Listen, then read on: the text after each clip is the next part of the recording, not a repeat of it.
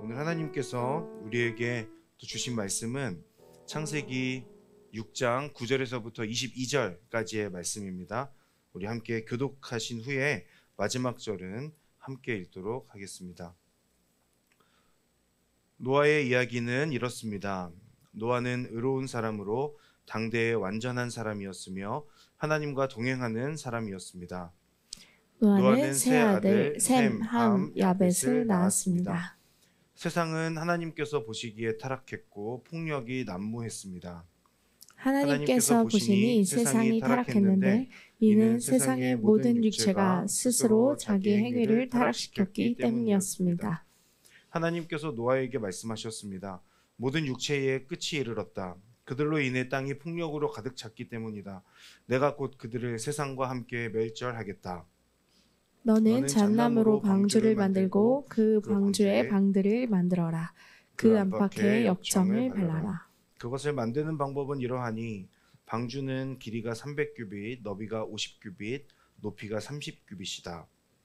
방주에는 창문을 만드는데 위로부터 1규빗 아래에 내고 방주의 문을 옆으로 내어 아래층과 2층과 3층으로 만들어라.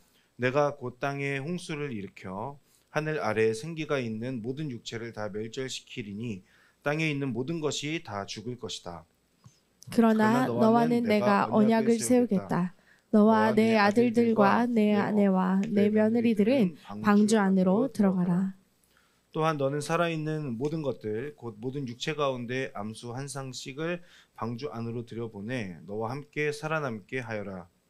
모든 종류의 새들, 모든 종류의 가축들, 땅에서 기는 모든 것들 가운데 살아남기 위해 둘씩 내게로 나올 것이니 너는 먹을 만한 모든 음식을 가져다 저장해 두어라. 이것이 너와 그들을 위한 식량이 될 것이다.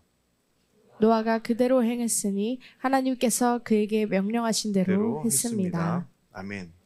지난 창세기 5장에서 우리가 본 것은 아담의 계보였습니다. 아담에게는 아들이 3명 있었죠. 가인이 있었고 아벨이 있었고 셋이 있었습니다. 아벨은 가인에 의해서 죽게 되었고 가인과 셋이 남게 되었죠. 가인은 하나님으로부터 저주를 받았습니다. 그리고 하나님께서 아벨 대신 주신 아들이 셋이라고 하는 아들이었습니다. 이후 아담의 계보는 가인의 계보와 셋의 계보로 이어진다고 말씀드렸습니다. 가인의 계보는 죄의 역사, 죄가 계속해서 범죄하는 가운데 이루어지는 계보였다면 셋의 계보는 에노스로 이어지면서 여호와의 이름을 부르는 계보, 그리고 그 계보는 쭉 이어져서 에녹으로, 그리고 그 이후에 무드셀라로, 그리고 라멕, 노아로까지 연결되어지고, 그 노아는 추후에 우리가 보겠지만 아브라함에게로 연결되어지고, 아브라함의 계보는 다윗의 계보로, 그리고 다윗의 계보는 예수 그리스도에게까지 연결되어지는 그 계보를 설명하는 것을 우리가 보았습니다.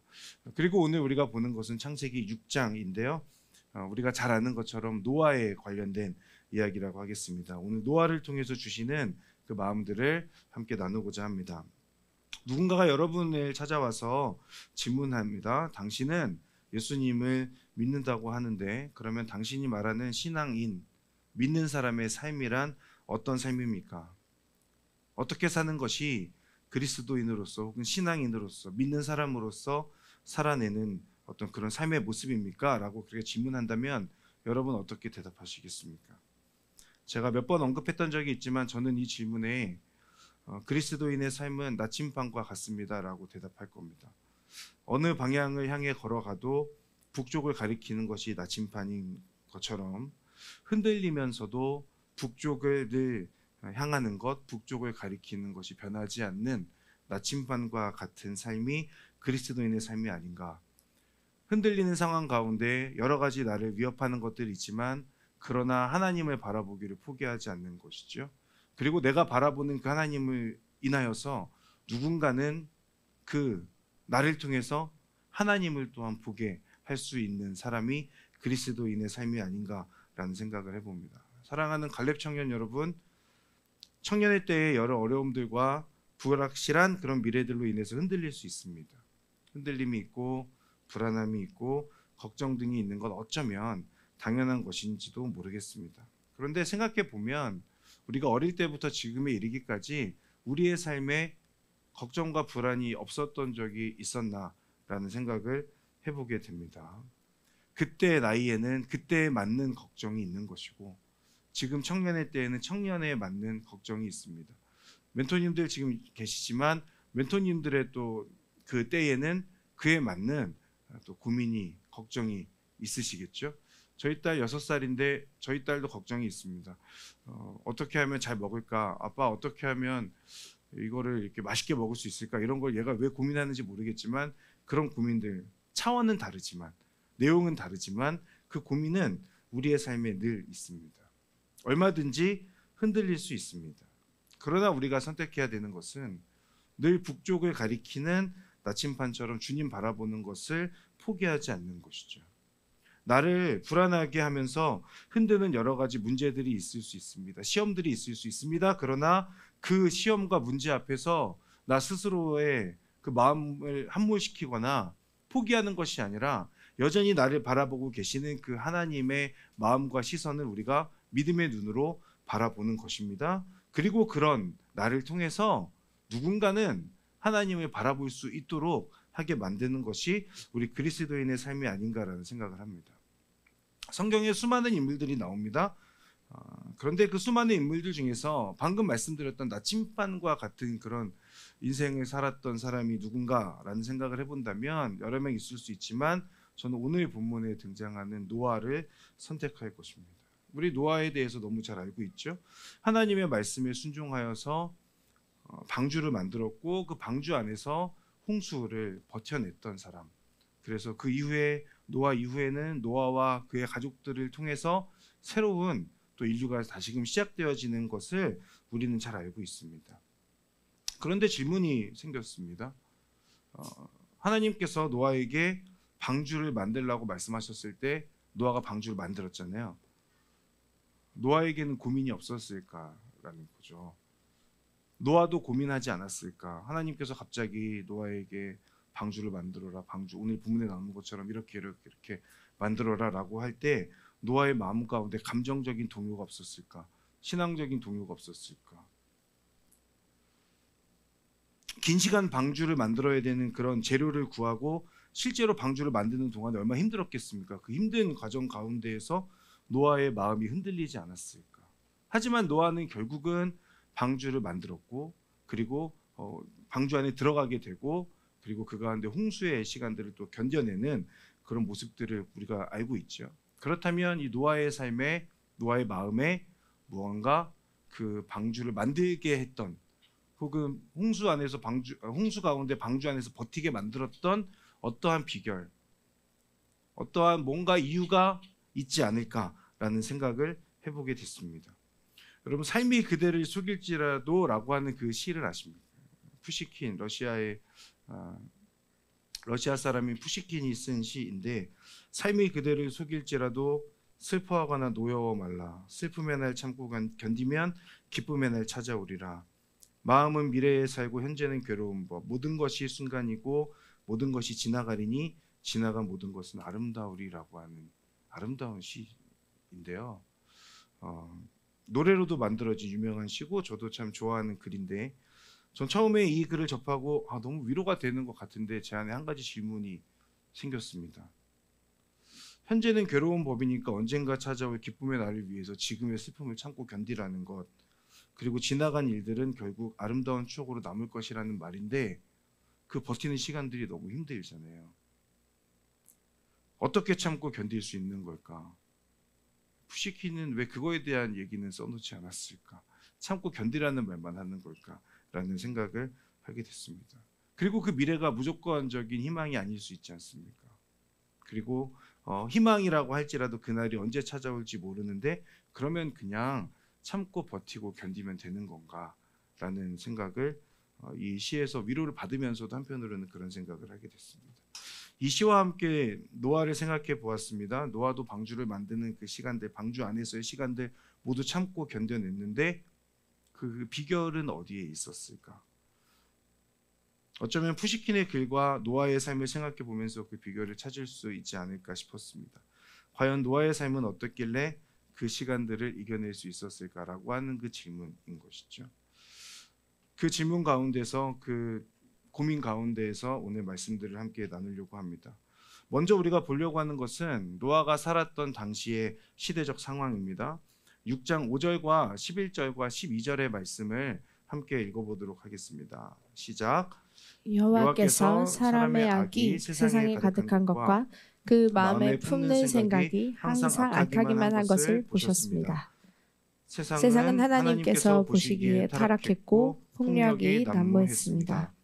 하나님께서 보시니 세상이 타락했는데 이는 세상의 모든 육체가 스스로 자기 행위를 타락시켰기 때문이었습니다.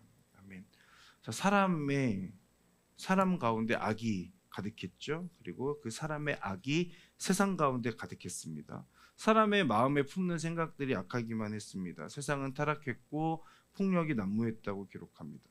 세상의 모든 육체, 즉 사람들이 스스로 자기 행위를 타락시켰다고 말씀합니다. 이것이 그때 당시에 노아가 살고 있었던 당시의 시대적 상황이죠. 사람들의 모습이죠. 근데 중요한 것은 오늘 본문에서 5절과 11절과 12절의 내용들을 보면 반복되어지는 표현이 있습니다. 하나님께서 보시니, 하나님께서 보실 때 사람들의 마음이 악했다는 것이죠. 사람의 기준이 아니라 하나님의 기준이라는 것을 확인할 수 있습니다. 하나님께서 보실 때 하나님의 형상대로 만들어진 창조된 그 인간들이 그 사람들의 그 마음 가운데에 하나님을 경외하는 마음이 사라지고 그 마음에 악이 가득하고 폭력이 난무하고 타락했다라고 그렇게 기록되어 있죠. 처음에 창조되었을 때와는 너무나 다른 이런 모습. 왜 이런 인간, 이런 사람의 모습이 되어버렸는가? 사람들 안에 하나님이 없었기 때문이죠. 사람들의 마음 안에 하나님을 향한 경외함이 없습니다. 하나님을 의식하거나 두려워하는 마음이 없으니, 그 신앙과 그 믿음이 없으니 자신들이 원하는 대로 선택하며 살아가게 되죠. 죄의 모습 속에서 자신을 지켜내는 그런 방법은 타락한 자신들의 어떤 모습에서 찾게 되는 선함이 아니라 언제나 옳고 신실하신 하나님으로부터 찾을 수 있어야 하는데 그럴 수 없는 상태입니다. 하나님을 찾고자 하는 마음들이 그들 가운데 없기 때문이죠. 이것이 노아가 살고 있었던 당시의 모습입니다. 악으로 가득하고 타락한 모습 가운데에 한 사람이 오늘 등장하고 있습니다. 노아입니다. 이 사람은 다릅니다. 당시 사람들과 동일하지 않아요. 노아는 타락한 사람들 가운데에서 하나님께서 선택하신 사람이었습니다. 왜? 그리고 무엇 때문에? 어째서 노아를 하나님께서는 선택하신 것일까? 그 답을 오늘 설교의 제목처럼 한 단어에서 찾아보았습니다. 그러나입니다. 그러나 노아는 그러나의 삶을 살았던 사람인 거죠. 그러면 구체적으로 어떤 삶의 모습으로 그러나의 삶을 살았던 것인가 함께 좀 확인해 보고자 합니다. 먼저 노아는 하나님의 은혜를 아는 사람이었습니다. 6장 8절과 9절의 말씀 한번 같이 읽도록 하겠습니다. 시작. 그러나 노아만은 여호와께 은혜를 입었습니다. 노아의 이야기는 이렇습니다.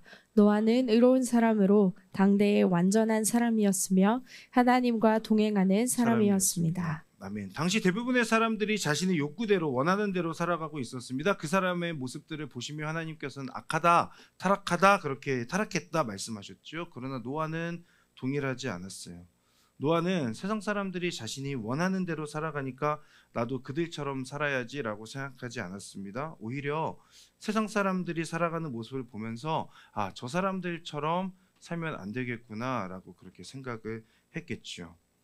여러분, 우리 그리스도인들은 세상 사람들과 분명히 다른 점이 있습니다. 그것은 삶의 방향 그리고 삶의 목적입니다.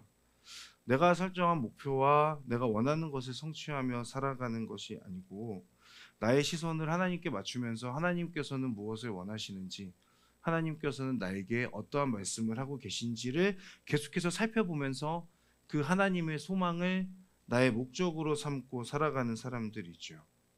그렇게 세상 사람들이 가는 다수가 선택하고 넓은 길을 걸어가는 것이 아니라 우리 주님께서 말씀하신 것처럼 좁은 길을 걸어가는 사람들이 우리 그리스도인의 모습이라고 저는 믿습니다. 그 말은 그런 좁은 길에 대한 선택과 결단과 실행하는 그런 삶의 모습이 우리 가운데 없다면 우리가 그리스도인이 맞는가라는 것에 대해서 고민해야 한다는 것을 의미합니다. 다수의 선택을 나의 선택으로 받아들이는 것이 아니라 하나님의 선택을 나의 선택으로 받아들이는 것이죠. 노아는 여호와께 은혜를 입었습니다. 그런데 여기서 말하는 그 은혜가 우리가 생각하는 신약에서의 그저 주어진 선물의 은혜라고 생각하기보다는 오늘의 여기서 말씀하는 이 은혜라고 하는 것은 노아의 어떠한 모습과 어떠한 행동을 의미할 수 있습니다. 이 말은 무슨 말이냐면 9절에 나왔던 말씀처럼 노아는 의로운 사람, 당대의 완전한 사람, 하나님과 동행하는 사람이었다라고 그렇게 기록하죠. 어떻게 노아가 의로울 수 있겠습니까? 노아가 어떻게 완전할 수 있겠습니까? 어떻게 하나님과 동행할 수 있었을까? 당시의 모든 사람들이 타락하고 하나님을 모른 채 살아가는 사람들이었는데 노아만은 달랐고 하나님과 동행하는 사람이었다라고 하는 그 어떻게 가능했을까? 하나님의 특별한 은혜가 있었을 수 있죠. 그러나 성경의 계보를 통해서 우리가 찾아보게 되는 것은 노아는 철저하게 신앙교육을 받았던 사람이라는 것을 어느 정도 유추해 볼 수 있습니다. 아까 제가 서두에 말씀드렸던 것처럼 셋의 계보를 통해서 쭉 내려오게 되죠. 그리고 무드셀라에 이릅니다. 에녹에 이르렀을 때 에녹은 하나님과 동행하다가 365년을 살고 죽음을 보지 않고 하나님의 품으로 가지 않았습니까? 그 에녹의 아들이 무드셀라였습니다. 무드셀라가 969년을 살게 되는데 그 무드셀라의 아들이 라멕이었죠. 그리고 그 라멕을 통해서 노아가 태어나잖아요. 이 무드셀라는 969년을 살면서 에녹이 어떻게 하나님과 동행하였는지를 실질적으로 경험했던 사람이에요. 그 모습을 보면서 자랐던 사람입니다. 그리고 나도 그런 신앙인으로 살아야 되겠다라는 걸 생각했겠죠. 그리고 라멕에게 그것을 전수했겠죠. 그리고 노아가 태어났을 때도 무드셀라는 여전히 살아 있었습니다. 그리고 노아에게도 그 신앙의 비결을 아마도 알려주지 않았을까. 그리고 제가 지난주에 말씀드렸는데 무드셀라가 969년에 죽는다고 말씀드렸잖아요. 그 969세가 됐던 그 해가 홍수가 발생하는 해거든요. 홍수가 발생했을 때 무드셀라는 아마도 그 홍수에 의해서 죽었거나 아니면 그 해에 죽었거나 그렇게 됐겠죠.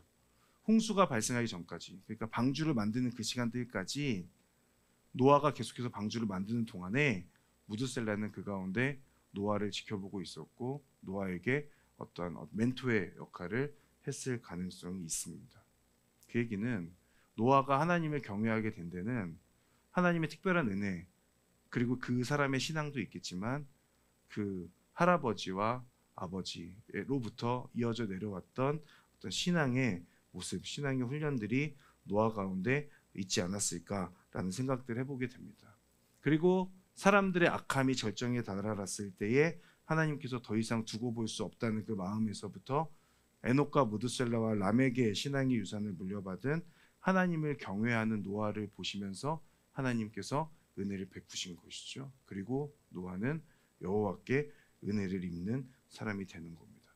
타락한 세상, 타락한 사람들 한복판 가운데에서 그러나 여호와를 경외하는 사람, 여호와를 바라보는 사람이 노아였던 것입니다. 그리고 그 노아는 하나님과 함께 동행하는 사람의 모습으로 하나님 앞에 서 있게 되는 것이죠. 사랑하는 여러분, 여러분 하나님 아십니까? 하나님이 어떤 분인지 알고 계십니까? 세상 사람들이 하나님 없이 살아간다고 해도 그 사람들 틈에서 여전히 나를 사랑하시고 나랑 동행하고 계시는 그 하나님을 알고 계십니까? 이 질문은 안다는 것이 지식이 아니라 경험이라고 하는 것을 의미하는 것에서 오는 질문이에요. 하나님과 함께하는 경험을 살아가고 있으십니까? 하나님의 은혜를 경험한 사람으로 살아가고 있습니까? 하나님과 동행하면서 하나님의 그 마음과 나의 마음이 이어진 삶을 살아가고 있는가라고 하는 질문입니다. 저는 보시기에 욕심이 많아 보이죠? 아닌가요? 네. 좀 욕심, 먹는 거 빼고는 별로 욕심이 없는데 좀 욕심이 있습니다. 그 욕심 어떤 욕심이냐면 저는 이 욕심을 긍정적으로 열망이라고 감히 표현하고 싶은데 하나님께 쓰임 받는 겁니다. 세상 사람들 틈에 있지만 하나님께서 지목하시고 선택하시는 그런 사람이면 좋겠다라고 하는 그 긍정적으로 열망. 선택하실 사람이 없어서 하나님을 고민하게 하는 존재가 아니라 선택의 순간에 가장 먼저 선택하실 수 있는 그런 사람이면 좋겠다. 저는 노아가 그런 사람인 것 같아요. 하나님과 동행했기 때문에 하나님께서 악한 사람들 가운데에서 누군가 한 명을 통해서 이제 나오겠지만 하나님의 언약을 이어가셔야 하는데 그 언약을 이어가실 때 가장 먼저 픽할 수 있는 사람이 노아였고, 저는 그 사람이 이 자리 가운데 있는 저와 여러분들이 되기를 바랍니다. 하나님께서 세상 속에서 보시며, 여러분을 보시며 하나님과 동행하는 그 모습을 보시고 한 사람을 선택해서 그 사람을 통해서 언약을 이어가시는 것처럼 여러분, 그리고 저, 그리고 우리 갈렙 공동체가 그렇게 하나님 앞에 선택받을 수 있는 그런 사람들, 우리 모두가 되기를 바라고, 그것의 비결은 하나님과 동행하는 것, 여호와의 은혜를 아는 사람일 때 가능하다라는 것을 한번 생각해 보면 좋겠습니다. 두 번째로, 그러나 노아는 하나님께 순종했던 사람이다라는 부분인데요. 길지만 13절부터 16절까지의 말씀 함께 읽겠습니다. 시작. 하나님께서 노아에게 말씀하셨습니다. 모든 육체의 끝이 이르렀다. 그들로 인해 땅이 폭력으로 가득 찼기 때문이다. 내가 곧 그들을 세상과 함께 멸절하겠다. 너는 잣나무로 방주를 만들고 그 방주에 방들을 만들어라. 그 안팎에 영청을 발라라. 그것을 만드는 방법은 이러하니 방주는 길이가 300규빗, 너비가 50규빗, 높이가 30규빗이다. 방주에는 창문을 만드는데 위로부터 1규빗 아래에 내고 방주의 문을 옆으로 내며 아래층과 2층과 3층으로 만들어라. 아멘. 자, 하나님께서 세상을 멸절하겠다고 하신 이유는 자신들이 원하는 대로 살아가는 인간들의 모습 때문입니다. 그들 안에 하나님을 경외함이 없었습니다. 하나님 의식함이 없었습니다. 하나님의 말씀이 들리지도 않았겠지만 하나님의 뜻이 무엇인지 궁금해하는 사람도 없었습니다. 그러나 그 가운데 노아는 달랐죠. 하나님께서 선택하시고 방주를 만들라고 하시면 만들었습니다. 저는 감히 추론해 보건대 방주를 만들라는 하나님의 말씀에 노아가 바로 즉각 네라고 했을까 잘 모르겠습니다. 여러분 생각해 보십시오. 갑자기 하나님께서 여러분 찾아오셔서 이 혼자서 감당할 수 없는 그 배를, 방주를 만들라고 시키시면 여러분 안에 적어도 한 번쯤은, 최소한의 한 번쯤은 하나님 왜 그러시냐고 한 번쯤은 질문해 보지 않겠습니까? 그래서 노아도 그랬을 것 같습니다. 그러나 노아는 하나님의 말씀에 순종했습니다. 방주를 다 만들었더니 그 방주 안에 너희 가족이 먹을 식량을 저장하라고 말씀하시죠. 얼마나 될지 모르는 방주 안에 있어야 되는 그 기간, 그 가운데 먹어야 되는 식량들을 채워놓고 아마도 그 안에 있던 동물들이 먹어야 되는 그 먹이들도 아마 다 넣었겠죠. 그러나 6장 22절, 우리가 오늘 읽었던 본문의 마지막, 노아가 그대로 행했으니 하나님께서 그에게 명령하신 대로 행했습니다 라고 그렇게 기록하고 있어요. 노아는 하나님께서 명령하신 그대로 다 행했다. 당시 사람들과 완전히 다른 모습입니다. 사람들은 하나님 뜻이 무엇인지 궁금하지 않았고 하나님의 말씀이 들리지도 않았지만 하나님께서 말씀하셔도 들을 생각조차 없었던 사람인데, 노아는 하나님께서 말씀하시고 그 하나님의 명령 앞에 순종하는 모습을 보여주고 있죠. 여러분, 순종하는 거 생각보다 굉장히 어렵습니다. 내 생각에 이해되지 않는 하나님의 방법에 순종하는 것 굉장히 어렵습니다. 하나님의 뜻 순종하는 것도 어려운데 옆에 있는 사람의 말에 내가 이해가 되지 않는데 그 말에 순종하는 것도 사실은 굉장히 어려운 일이에요. 그래서 저는 노아가 순종하는 것이 어려웠을 것 같다는 생각을 합니다. 그 긴 시간 동안 방주 만들면서 여러 가지 생각들을 했겠죠. 이게 진짜 맞나? 내가 지금 도대체 뭐 하고 있는 건가? 저 사람들은 나를 보면 손가락질하는데 나는 지금 이것을 계속해서 만들고 있는 것이 맞는 건가라는 생각했겠죠. 그러나 노아에게 있어서 우리가 발견하게 되는 것, 그 고민이 있을 수 있습니다. 그러나 하나님께서 말씀하시면 그냥 하는 겁니다. 저는 그것이 순종이라고 생각합니다. 엄청 많은 것들을 고민할 수 있습니다. 그러나 고민하다 보면 순종의 때를 놓칠 수 있습니다. 그래서 하나님께서 말씀하신다는 확신이 든다면 그것이 내가 여러 가지 것들을 계산해보고 생각해보고 고민해보았는데 좀 아닌 것 같은데 근데 기도할 때마다 계속해서 하나님께서 그 마음을 나에게 부어주신다면 그러면 여러분 그것은 하나님 앞에 나를 던지는 거예요. 그냥 순종하는 겁니다. 한 발 내디뎌 보는 겁니다. 그러면 그럴 때에 나의 그 순종을 통해서 하나님께서 어떻게 일하시는지 하나님께서 어떻게 역사하시는지를 우리가 보게 되는 거죠. 어떠한 기도를 하다가 하나님께서 내 마음 가운데 생각지도 않았는데 어떤 부담을 주신다. 근데 나는 이걸 피하고 싶다. 그럼 거의 100% 하나님의 뜻입니다.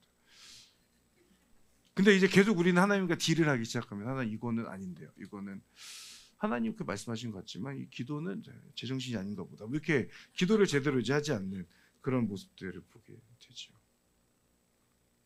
순종이라고 하는 것, 하나님 이것이 맞나요?라고 질문할 수 있지만 하나님 계속 이런 마음을 주시니까 일단 한번 해보겠습니다. 그 다음 하나님께서 책임지십시오라고 하는 것이 저는 순종의 모습 아닌가. 노아는 방주 이후에 어떤 일이 일어날지 뭐 상상은 못했겠죠. 근데 방주를 지으면서 그 이후까지 생각하지 못했을 거예요. 방주 만드는 게 쉽지 않은 일이었을 것이기 때문이죠. 그렇지만 노아는 이 가운데 순종합니다. 독일의 신학자 중에 헬무트 틸리케라고 하는 사람이 있는데 이 사람 노아에 대해서 이렇게 말했습니다. 노아는 청종하는 자였고 하나님께서 요구하실 때에는 비록 그것이 상식적인 것이 아니라고 해도 행하였던 자입니다. 이것이 그가 의인이자 완전한 자로 표현된 이유입니다. 라고 그렇게 이 사람은 기록합니다. 노아가 의롭다고 칭함받게 된 것 결국은 하나님 앞에 순종했기 때문이다 라는 것을 이 헬무트 틸리케라고 하는 이 신학자를 통해서 생각해 볼 수 있는 부분입니다.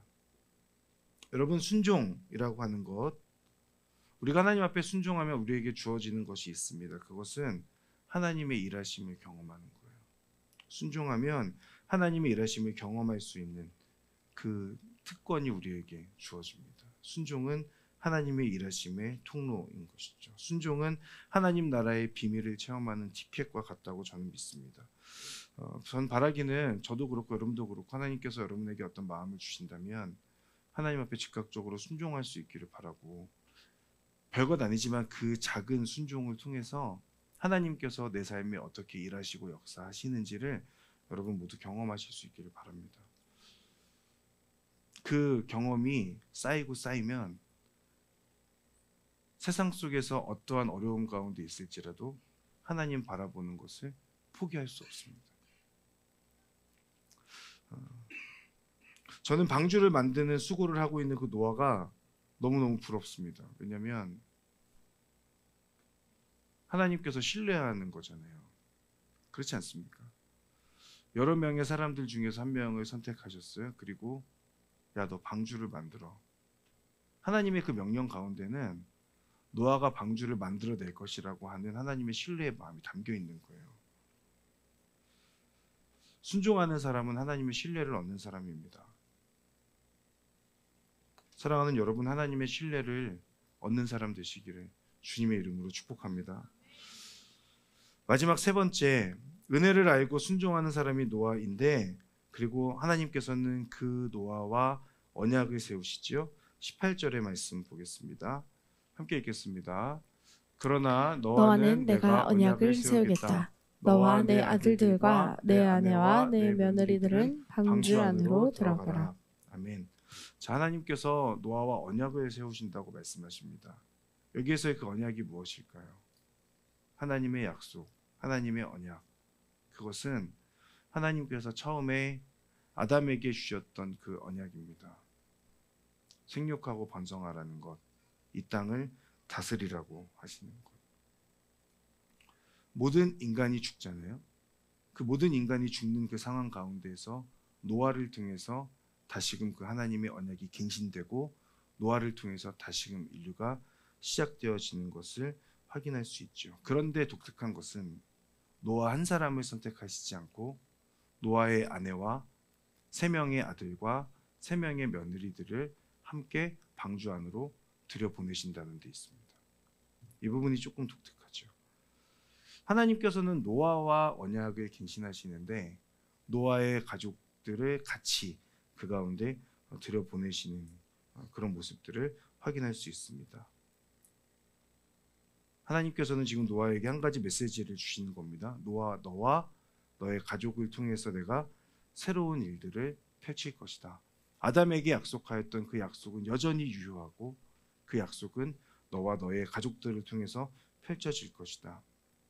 여러분 창세기 5장의 계보를 보면 한번 잘 살펴보세요. 나중에 집에 가서 굉장히 독특한 부분이 하나 있어요. 그게 뭐냐면 아들을 낳는 나이, 그러니까 그 몇 세에 아들을 낳는지가 계속 나오잖아요. 보통은 100세 전후, 좀 빠르면 뭐 좀 빠르지만 늦을 땐 180 몇 세에 가지만 아들을 낳는 그 나이대가 보통은 그때쯤 됩니다. 근데 5장의 뒷부분에 가서 보면요, 노아에 대해서 이야기할 때 굉장히 독특한 부분이 나오는데 노아가 500세가 넘어서 셈과 함과 야벳을 낳았다고 기록돼요. 독특하지 않으시군요. 굉장히 독특한데 다른 사람들은 100세 전후로 애를 낳는데 노아는 500세 전후로 애를 별로 안 신기하구나. 여러분 이게 저는 굉장히 독특하다고 봤어요. 왜 이랬을까? 저 궁금해가 좀 찾아봤거든요. 근데 어떤 신학자 이렇게 얘기하더라고요. 노아가 500세 이후에 셈함 야벳 세 아들을 낳게 되는데요. 홍수가 일어나는 때는 노아 600세 때거든요. 그러면은 그 아이들이 태어난 100년 안에 홍수가 일어나는 거잖아요. 방주를 지을 때 많은 힘이 필요했을 거 아닙니까? 그래서 가장 힘이 왕성한 아이들을 활용해서 방주를 짓게 만들었다. 이런 얘기들을 하는 것들을 봤어요. 그리고 더 나이가 지나고 자신들의 어떤 자녀들이 있는 상황이 되면 순종하지 않았을 가능성이 높다. 그래서 500세 이후에 노아가 자녀를 낳게 되고 그 셈함 야벳과 함께 노아가 방주를 만들지 않았을까라고 하는 추측입니다. 이건 뭐 정설도 아니고 그냥 이렇게 한쪽에서 들려오는 얘기, 재밌는 그냥 혼자서 볼 때 너무 그 궁금증에 이렇게 느낌표를 갖게 됐던 그런 내용인데 무엇을 말씀드리고자 하는 거냐면 하나님은 노아와 노아의 가족들을 구원하시는 것을 통해서 하나님의 언약을 이어가신다는 거죠. 저는 노아가 어떻게 방주를 완성할 수 있었을까를 생각을 많이 해봤어요. 예전부터.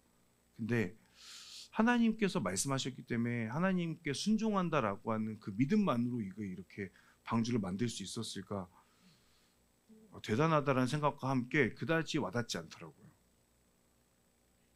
제가 아빠가 돼 보니까 노아가 방주를 만드는 상황에서 이게 방주를 완성할 수 있었던 것은 결국은 가족들의 존재가 아니었나라는 생각까지도 하게 됐어요. 하나님의 부르심, 그리고 그 가운데 순종하는 마음, 그것과 함께 추가되어져서 아빠로서의 책임감, 가장으로서의 책임감이 있지 않았을까? 그 가족들의 존재가 노아로 하여금 힘을 내어서 방주를 완성하게 하고 방주에서의 그 얼마나 시끄럽겠어요. 동물들이 엄청 울었을 거 아닙니까? 그 가운데 그 시간들을 버텨낼 수 있게 하는 힘이 아니었을까라는 생각을 해봅니다. 그리고 이어서 묵상하게 된 것은 가족은 그럼 무엇인가? 하나님께서 함께 그 언약을 이루어가라고 붙여주신 하나님 나라의 동역자이지 않습니까? 그 동역자를 하나님께서 언약을 이행하고 이루어가시는 데 있어서 그 동역자들 함께 붙여주셨다는 거죠. 모두가 타락으로 갈 때 하나님의 약속을 받고 그 약속을 붙들면서 믿음으로 걸어간 사람이 노아였습니다. 그 순종이 하나님은 약속으로 응답하셨고 그 약속을 붙들고 나아갔던 것이죠. 그리고 그 가운데에 함께하는 동역자들 또한 하나님께서는 노아에게 붙여주셨던 겁니다. 그리고 그 동역자가 하나님의 언약을 이루어가는 데 있어서 증인, 함께 이루어가는 증인으로서 함께 서 있는 것이죠. 이것이 노아를 통해서 우리가 볼 수 있는 세 가지의 내용입니다. 그러나 노아는 은혜를 입은 사람이었고, 그러나 노아는 세상 사람들과 다르게 순종했던 사람이었고, 그러나 노아는 하나님의 약속을 붙들고 동역자들과 함께 동역을 이루어 갔던 사람이라고 하는 것입니다. 그런 노아, 근데 이런 노아, 이처럼 노아가 타락한 세상의 사람들 틈에서 이런 삶을 살았던 사람인데, 그 노아의 이야기 속에서 우리가 한 가지 더 발견해야 될 것이 있습니다. 하나님께서 왜 사람을 멸절시키기로 결정하셨는가 라고 하는 부분이죠. 노아의 이야기를 정리해 보면 이렇습니다. 세상 사람들이 악하고 타락하고 부패했죠. 그 모습 때문에 하나님께서 진노하시고 분노하셨습니다. 그래서 사람들을 지면에서 쓸어버리겠다 결심하시고 홍수로 심판하셨습니다. 그렇죠? 이 부분에서 틀린 점이 하나 있습니다. 하나님께서 진노하시고 분노하셨다는 그 부분입니다. 성경 어디에도 노아의 이야기에서 하나님께서 진노하셨다, 분노하셨다는 내용은 등장하지 않습니다.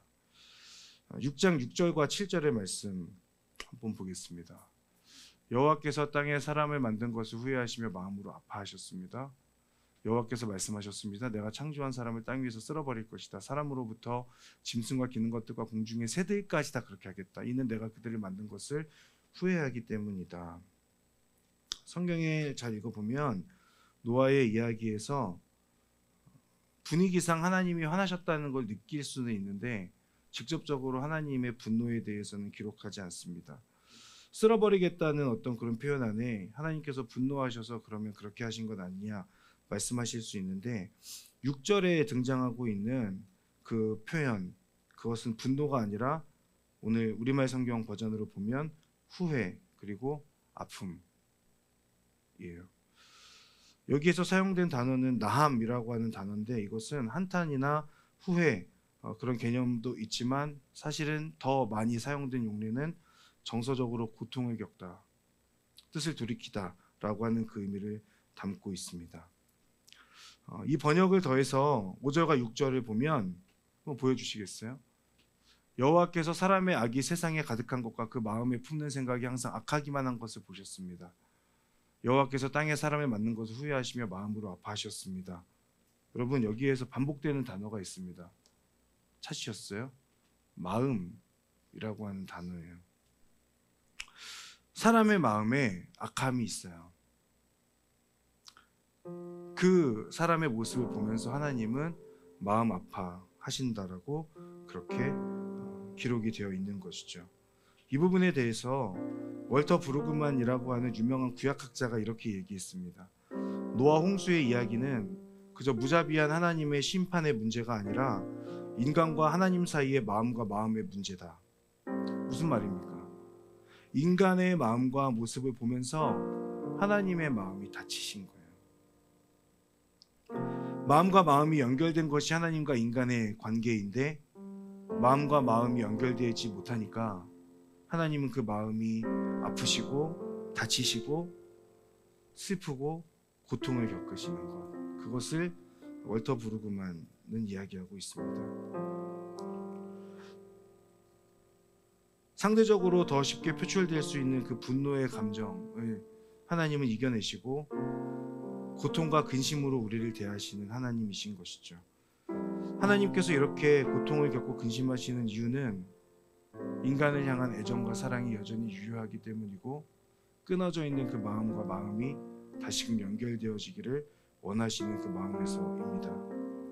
노아와 홍수의 이야기를 우리가 보면서 우리 안에 보게 되는 것은 분노하시는 하나님이라기보다는 그 가운데 우리와 함께 교제하기를 원하시는 사랑의 하나님이 아닌가라는 생각을 해보게 됩니다. 사랑하는 갈렙 청년 여러분, 하나님과 우리의 마음이 이어져 있습니까? 하나님과 여러분의 마음이 이어져 있습니까? 하나님과 여러분의 마음이 이어져 있지 않아서 우리는 차마 그것을 다 인지하지 못하지만 하나님께서는 여러분을 보시며 마음 아파하시고 슬퍼하시는 상황 가운데 계신 것은 아닙니까? 그 하나님의 슬픔 가운데는 사랑이 담겨 있는 겁니다. 그 관계를 다시금 회복하고 싶으셔서 지금의 타락한 인간들을 그대로 죽게 하시고 결국은 새로운 노아를 통해서 새로운 언약을 갱신하고 이루어 가시는 것을 오늘 우리는 노아를 통해서 확인할 수 있습니다. 세상이 선했던 적은 없습니다. 믿는 사람들이라고 하지만 우리 가운데 선함이 별로 없습니다.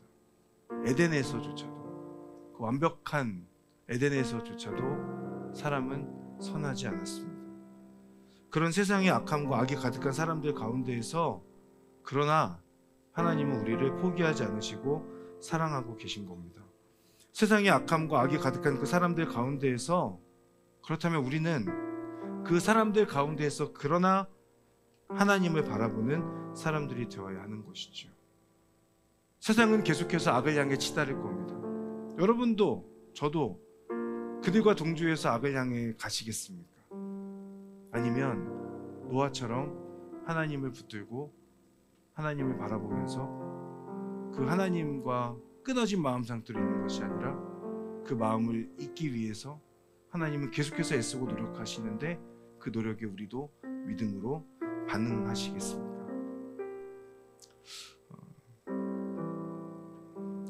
저는 하나님께서 우리들을 통하여서 가지고 우리들에게 분명한 기대를 가지고 있다고 저는 믿어요.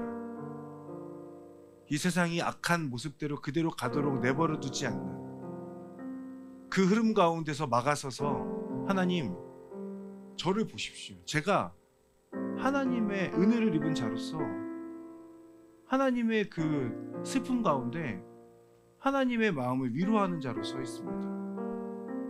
노아의 이름의 뜻이 안식, 위로이지 않습니까? 노아는 하나님의 마음도 위로할 수 있었던 사람, 세상 가운데 그 악함 가운데 있는 그 사람들의 모습 속에서 하나님의 마음을 위로할 수 있었던 사람이지 않을까. 사랑하는 갈렙 여러분, 저는 여러분들 한 분 한 분이 하나님의 그 마음과 연결되어져서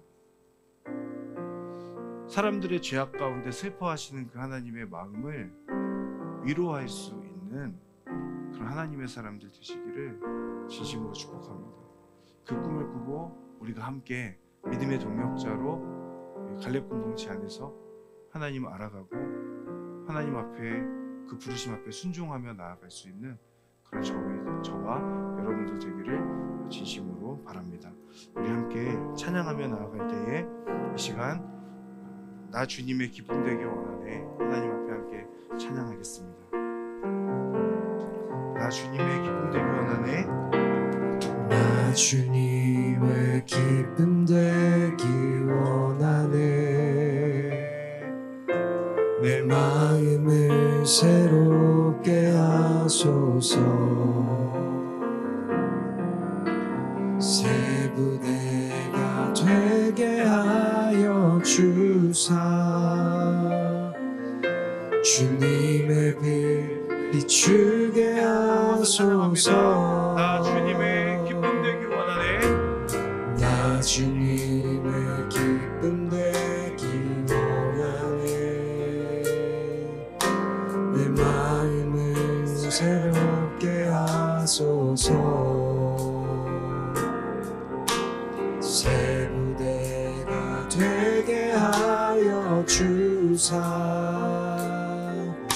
주님의 빛 비추게 하소서. 내가 원하는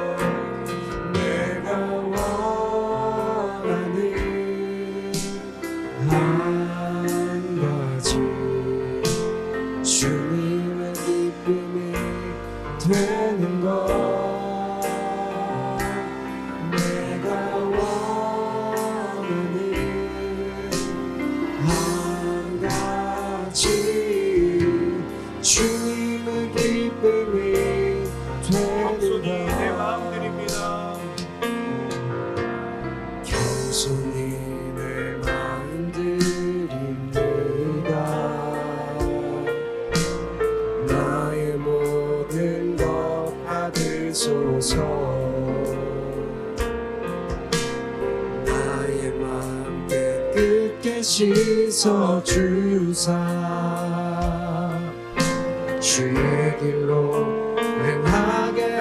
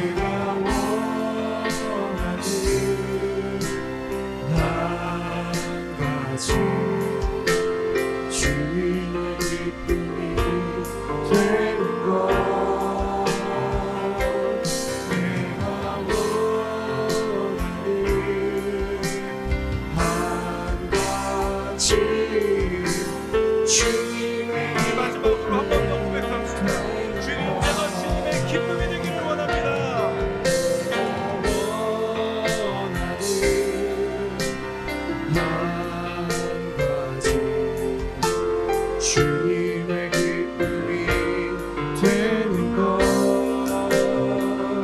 내가 원하는 한 가지 주님의 기쁨이 되는 것 우리 이 시간에 함께 하나님 앞에 기도하며 나아갈 때에 이 찬양의 가사처럼 여러분 하나님의 마음을 기쁘시게 하는 자, 하나님의 마음을 위로하는 자가 되기를 소망하지 않으시겠습니까? 여러분 이 시간 하나님 앞에 함께 결단하며 우리의 소망을 담아서 기도하며 나아갈 때에 하나님, 저는 사실은 하나님의 기쁨이 되기 참 어려운 존재입니다. 세상 사람들이 죄악 가운데 흘러가는 대로 사실은 저도 특별히 구별된 모습으로 살아가지 못하는 그저 세상 사람들 중에 한 사람일 뿐입니다. 그러나 하나님, 오늘 이 시간 다시금 저에게 찾아와 주셔서 제가 하나님의 은혜를 경험한 자로서, 하나님의 은혜를 입은 자로서 하나님 앞에 믿음의 결단을 올려드릴 때에 다시 한번 내 안에 하나님과 나의 마음, 나뉘어졌던, 끊어졌던 그 마음이 다시 한번 이어지고 제가 다시금 하나님의 기쁨이 되고 하나님 앞에 믿음의 백성으로 다시금 설 수 있는 그런 저의 삶이 회복되어질 수 있도록, 저의 정체성이 회복되어질 수 있도록 주님 찾아와 주시고 함께하여 주시옵소서. 이 시간 하나님 앞에 그 소망을 담아서 함께 기도하며 주여 한번 부르며 기도하며 나가겠습니다. 주여, 주여, 주여. 예배합니다 하나님 찬양합니다 그게 다르지 않은 주님만 날 다스리소서 예배합니다 찬양합니다 주님 홀로 높임 받으소서 예배합니다 찬양합니다 주님만 날 다스리소서 예배합니다 찬양합니다 주님 홀로 높임 받으소서 예배합니다 찬양합니다 주님만 날 다스리소서 예배합니다 찬양합니다 주님 홀로 높임 받으소서 한번 더 하나님 앞에 기도하며 나아가기를 소망합니다. 하나님의 뜻이 무엇인지 깨닫는 은혜를 허락하여 주시옵소서. 저를 향하여서 가지고 계신 그 하나님의 계획이 무엇인지를 하나님 깨달을 수 있는 그 예민함을 허락하여 주시옵소서. 하나님께서 말씀하실 때에 하나님 온전한 순종으로, 아버지 즉각적인 순종으로 우리의 믿음을, 우리의 헌신을 하나님 앞에 내어드릴 수 있는 믿음의 사람 제가 될 수 있도록 주님 역사하시고 함께하여 주시옵소서. 주저하지 않게 하여 주십시오. 근심하지 않게 하여 주십시오.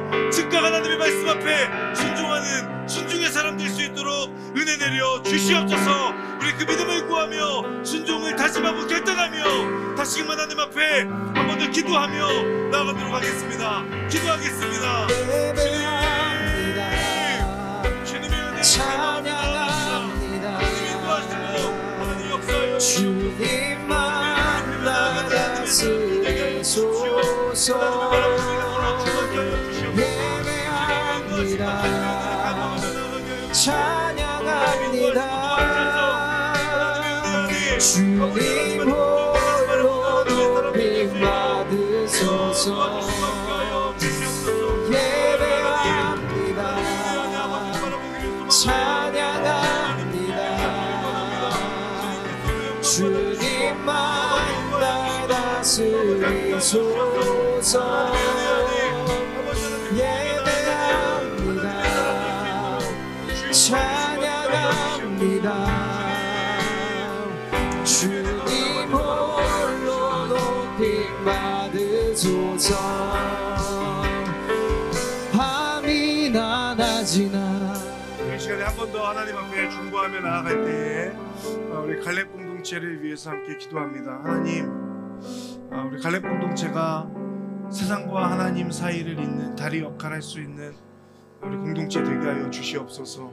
하나님, 우리가 20년 전부터 시작되어서 지금 우리에 이르기까지 물려받은 그 영적인 유산을 잘 가꾸어가고 발전시켜 나가며 계속해서 우리를 통하여서 타락한 이 세상 속에 거룩한 하나님의 교회를 세워가는 그런 그 하나님의 언약을 이루어가고 그 약속을 붙들며 나아가는 그 하나님의 그 뜻을 성취시킬 수 있는 하나님의 동역자로 쓰임받는 우리 갈렙 공동체 될 수 있도록 인도하시고 은혜 베풀어 주시옵소서. 우리 함께 중보하며 마지막으로 주여 한번 부르며 공동체 위해서 함께 기도하겠습니다.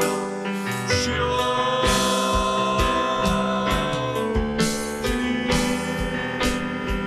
주님 우리에게 임하소서. 주님의 얼굴 간절히 구하니 거룩한 곳 내리소서. 내 안에 열정 회복시키소서. 주님 우리에게 임하소서. 주님의 얼굴 간절히 구하니 거룩한 불꽃 내리소서. 내 안에 열정 회복시키소서. 임하소서. 임하소서. 임하소서. 임하소서. 소서. 주님 임하소서. 임하소서. 임하소서. 임하소서. 주님 우리에게 임하소서. 주님의 얼굴 간절히 구하니 거룩한 불꽃 내리소서. 예배의 열정 시키소서. 사랑하는 하나님 아버지, 하나님, 타락한 이 세상 속에서 하나님을 향한 그 믿음과 그 삶의 고백과 그 결단을 포기하지 않고 하나님께 올려드릴 수 있는 이곳에 있는 우리 하나님의 사람들 한 사람 한 사람 될 수 있도록 인도하여 주시옵소서. 하나님, 하나님께서 이 세상의 모습들을 보시며 슬퍼하시고 아파하실 때에 그 슬픔과 그 아파하시는 그 하나님의 마음을 감히 위로해 드릴 수 있는 저희들이 되게 하여 주시옵소서. 하나님, 저희들을 통하여 하나님의 나라를 세워가시고 하나님의 은혜가 세상 가운데 전해져서 우리를 통해 하나님의 나라가 세워져 가는 것을 우리가 함께 꿈꾸며 하나님의 동역자로, 서로의 동역자로 세워져 가는 그런 저희들 될 수 있도록 인도하여 주시옵소서. 그렇게 하나님 앞에 믿음의 결단을 올려드린 이들의 삶 위에 하나님의 은혜와 도우심으로 함께하여 주셔서 고백이 입술의 고백으로 끝나지 아니하고 삶의 고백으로 이어질 수 있도록 은혜 베풀어 주시옵소서. 감사드리며 예수님의 이름으로 기도드립니다. 아멘.